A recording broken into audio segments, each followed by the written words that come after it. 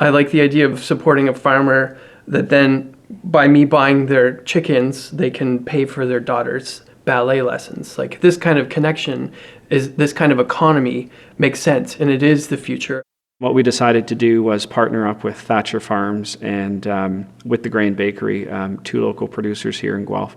And we wanted to really showcase what they could do. It's a good item that sells on campus for us, so we thought, well, we're already buying local products anyway, but I wanted to highlight two local producers specific to the Guelph-Wellington area. The event was far malicious, and it was for Guelph-Wellington local food Taste Real promotion that a whole lot of restaurants across the city participated in. And the product we were selling was Thatcher Farms sausage on a bun, and so we used Thatcher Farms, Dana and Adam, for the product, and we used with the Grain Bakery to produce the bread for us. We have so many suppliers that we can highlight those farms throughout the year, depending on what they have available. But if we can highlight certain farms throughout the year, I think that's much better exposure for everybody. Anytime that we bring on a new vendor to Morton's, and we were dealing with about 170 different vendors, we have a series of criteria that we evaluate to make sure that they're the right fit for our organization as well as our customers. One of the major criteria that we ask ourselves, is this product Ontario based? Are they supporting our local community? So that's sort of through the evaluation process, we're able to determine if they are a good fit that way. For me, it's also meeting, going to the markets and meeting the actual grower, the farmer, the producer of that fruit or vegetable or meat or poultry that's there, and finding out a little bit more about where my food came from. It's really important for me to do that because I want my children to know where their food came from, and I want it to kind of be an ongoing process. When I go out and represent myself and the food that I'm creating, I want to be able to talk to it and talk about it and say, you know, I'm using this great chicken because I know this farmer who grows chickens and the eggs are from this farm. So to me, it's about creating that relationship, not only with the consumers, but then with the farmers, and kind of making a bigger picture of things. We actually have our own local produce program going on. So this will be our 5th season coming up.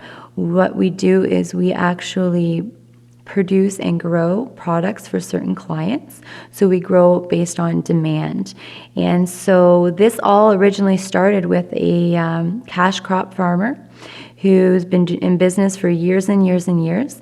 And we approached him, a friend of the owners, and said, you know, we have a need for this. Do you have some land to allocate for us? We will pick up these seeds. We will find premium seeds to grow for you. And, you know, you're the expert in growing and we're the experts in selling. So that's what we did. And so we've actually partnered up now, and we have over 25 acres of land where we grow an assortment of different varieties of products.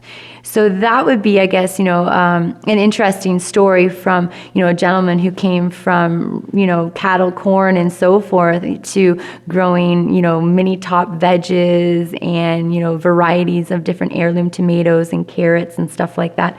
So he's actually been very happy with the program too as well. The 16-year-old mind really doesn't have the capacity for my lecturing. I've tried it, and they stare at me blankly. So I've taken the different route that involves loud music and cooking all the time, and they just taste the difference. And when they ask why it's different, I tell them. This is one of the first things I did when I set up my class, was to put a really great stereo into my classroom. So I can really pump out, you know, Arcade Fire or Beastie Boys or whatever I've got, you know, on my iTunes at the time.